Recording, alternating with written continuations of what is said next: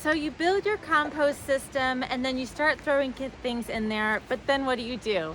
I'm about to show you how I maintain and manage my compost to get pure, rich gold for the garden. But before we do, make sure to hit that thumbs up button and subscribe to my channel for more health and homesteading content. Let's dig in.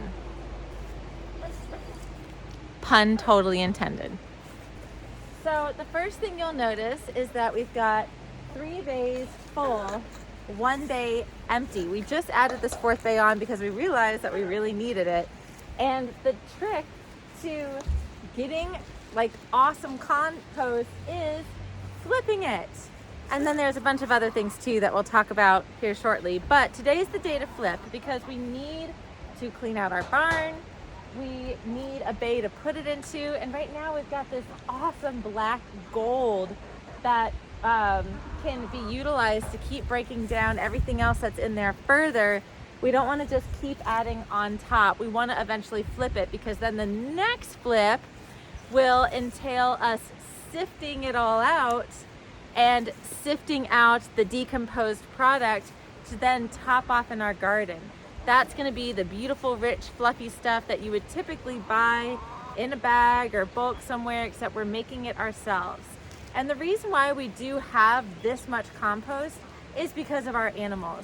The goat barn and the chicken coop alone give us a lot of bedding with tons of manure in it.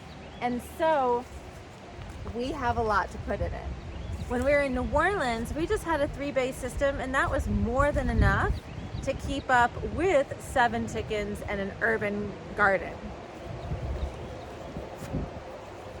So we took the door off and you can see the layer of all of this incredible matter. Of course, it's least broken down up top, maybe a little broken down there. It's a lot of worm castings in there. Some more non-broken down material, but as you get to the bottom, it is pure compost.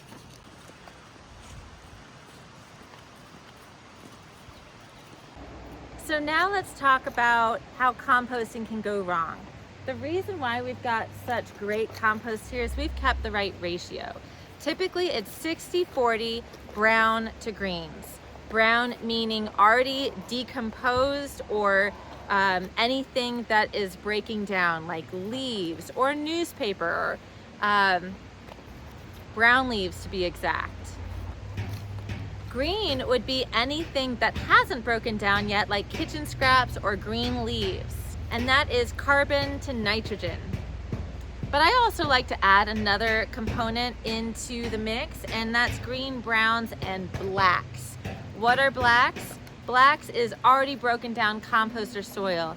And the reason why I feel like it doesn't get enough conversation is because it's the black matter, like soil or compost, that when it rains becomes the connective tissue in between all of your compost. And the more contact there is between soil and browns and greens, the more pathways your microbes and microorganisms and worms have to kind of move around and break down. So if you want to accelerate your compost, add some black matter to it. If it's smelly, it means you have too much green and not enough brown. If you see maggots in there, don't freak out. They are nature's decomposers too, and they're breaking down the cycle for you. It's good. If you have too many flies hanging around, too many gnats, then your compost is too wet. And you might need to add some more matter in there, like in the form of like leaves or straw, or just something that's not going to just get super wet and muck around. If you have critters entering your compost pile, then you have food in there that is not buried deep enough, or you have too much food in there. I usually avoid actually putting kitchen scraps in the compost pile. I know it sounds crazy, but I give all my kitchen scraps to my chickens, so they go through it all.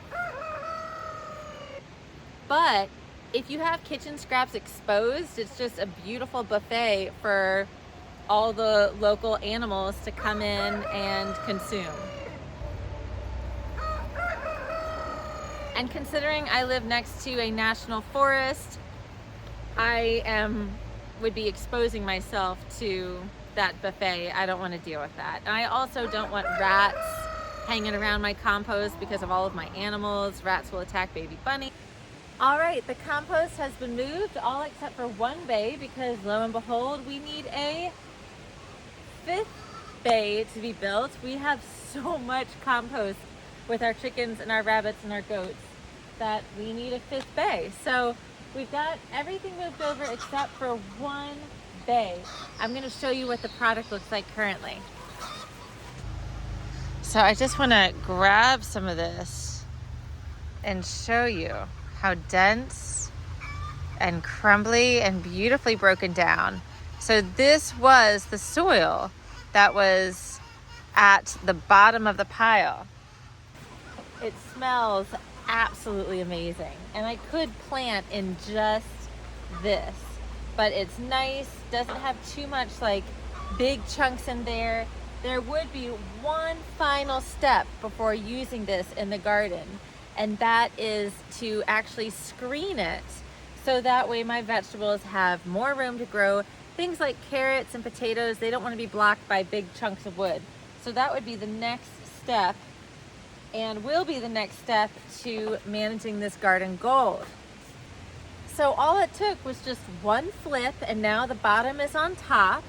And then once this cures, or compost breaks down, decomposes for another month or two, I will go ahead and flip it again, but then I will have hopefully a screened situation so that way I can actually use it in the garden. There are some tiny little seedlings growing. That's to be expected. Same thing over here. No big deal. As soon as those little seedlings get disturbed, they're not going to grow any further.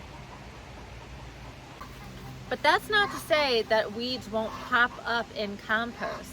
You want to be careful about who you get your compost from, and you want to make sure that it is properly broken down so it doesn't become a weed disaster zone in the garden when it comes time to use it. I hope you enjoyed this video on composting and how to maintain it and what to do if things go awry. If you did, make sure to hit that thumbs up button and subscribe to my channel for more health and homesteading content.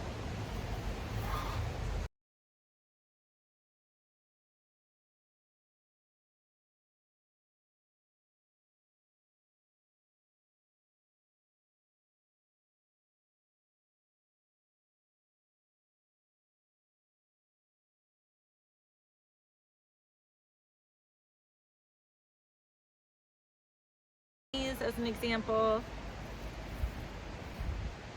So those are some of the common issues that people have with composting. If you have any other questions, make sure to drop them in the comments below. Next, we're going to flip everything and see what it looks like.